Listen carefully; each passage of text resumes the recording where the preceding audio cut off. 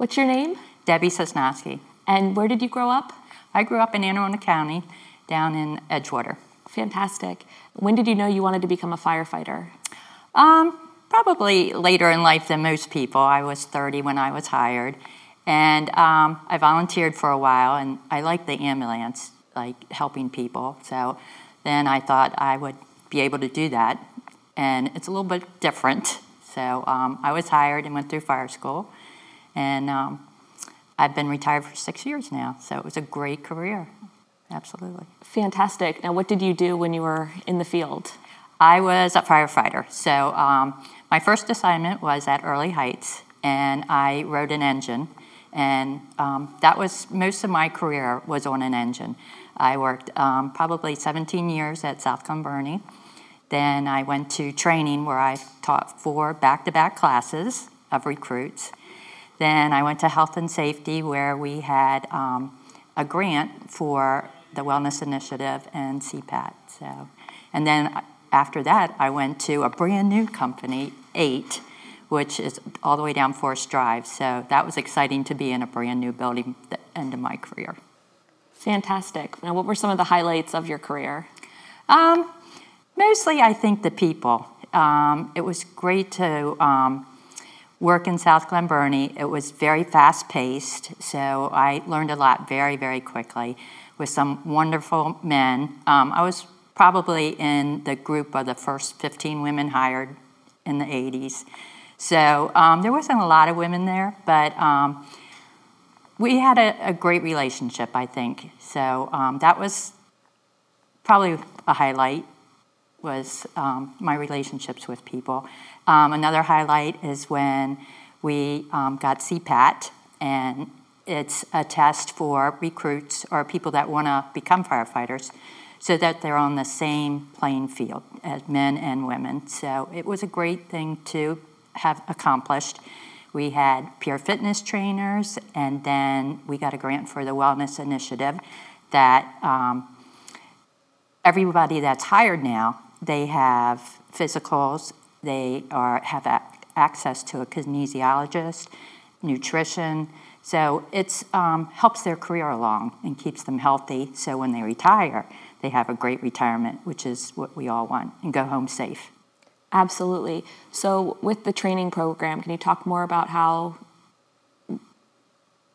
you would coach women to go through the process with CPAT?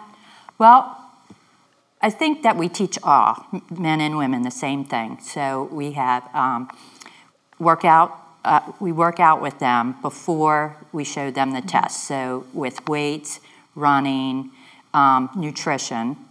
Then the test is, I believe it's 9 elements, and it's what you would do in the field, like pulling hose, raising ladders. You start out on a step mill with 75 pounds on, then that's for over 3 minutes. Then they take 25 pounds off, and you finish the test, the next elements, with 50 pounds on. So you have to go through a maze. You have to do a sledgehammer like you're entering into a building. You have to use a weighted ceiling like you're doing breaching ceilings, raising ladders. So it's the elements before you're even hired. And so you're not even being paid to do this. And you get through this test, then you do a verbal interview with either people from the fire department or from personnel, and you have a written test also. So you have to do 3 elements before you're even hired. And then once you're in fire school, you have to pass fire school, which I don't even know how many weeks it is anymore. It used to be like 3 or 4 months, but you know, it could be longer or shorter depending what they're doing now. Fantastic. What advice would you have to a woman looking to become a firefighter? I would just say that you just need to be yourself. You need to work out really hard. I'm very vertically challenged, so it was a little bit more difficult for me because things are so much taller. The trucks are taller, the engines are taller, where ladders were placed on the engines. So you just need to really work out, watch your nutrition. Outside the fire department, have your own friends and family. You talked about the equipment a little bit and some of the unique challenges. Did you have any challenges like that with either equipment or just day-to-day doing your your job? Absolutely. I worked at South Glen Burnie. There was a tiller truck there in the beginning, and then they bought a tower, which it was much taller. And then they bought a second one, which was even taller. So I had to have a milk crate to be able to get into the engine. And then eventually one of my firefighters built me a box, a wooden box, so that we could carry it along. And they put a step ladder into the tower too, so I could reach the tools and close the doors, because it was huge. But, you know, it all worked out. Everything worked out. So it was okay. Cool that one of your male colleagues helped you break the glass ceiling, so to speak. Yeah, because the milk crate just got demolished.